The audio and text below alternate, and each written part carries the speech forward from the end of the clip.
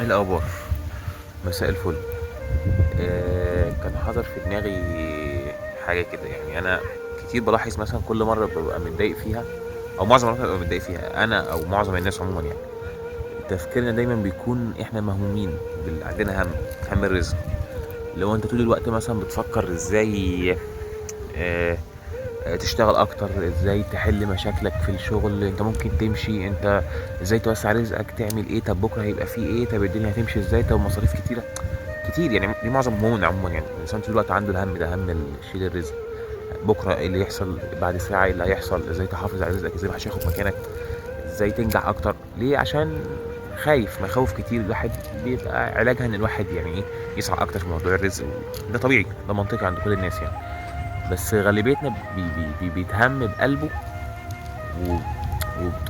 يعني وده شيء غلط، يعني شيء مؤذي مميت. يعني المفروض الانسان يعني الكلام ده ليا ولكل الناس. يعني ان الواحد يعني يبقى عنده هم ان هو يتعب جسديا او يعمل اللي عليه جسديا، انما ان هو انما ان هو طول الوقت مهموم بقلبه بتفكيره طول الوقت على الرزق وهتحصل ولا مش هتحصل.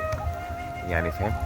بس فانا في حاجه بس من الحكم العطائيه، يعني كانت حكمه انا بحبها قوي. يعني بتقول لك ايه في معناها، يعني عشان مش فاكرها بالظبط، ان الانسان دايما بينشغل باللي ربنا ضمنه له، الحاجات اللي ربنا ضمنها له، ضمن له الرزق، وبيسيب الحاجات اللي ربنا طلبها منه. وربنا خلقنا للعباده، مش ان احنا نجيب لنفسنا الرزق، مش ان احنا نشتغل بس طول الوقت، او ان احنا نتجوز وناكل ونشرب. معلش يعني الحيوانات بتعمل كده.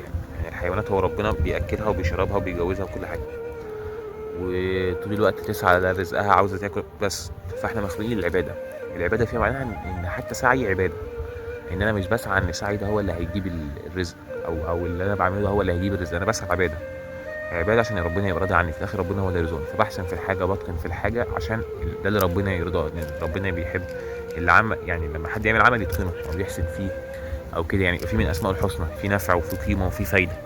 بس ففي الاخر الانسان ما يهتمش بالرزق، يهتم بالسعي والعباده، فبالتالي ما يبقاش طول الوقت مهموم بقلبه وبعقله وبفكره، بتبقى حياته كلها هموم في هموم في هموم في هموم. انت الحاجه الوحيده اللي تبقى مشغول بيها وده ربنا طلبها منك، انك تسعى للعباده، تسعى للنفع في الارض، تسعى للاحسان، تسعى كده. وفي الاخر الرزق بتاع ربنا، الكلام ده بتاع ربنا، بكره ده بتاع ربنا، الجواز ده بتاع ربنا، الاكل والشرب ده بتاع ربنا.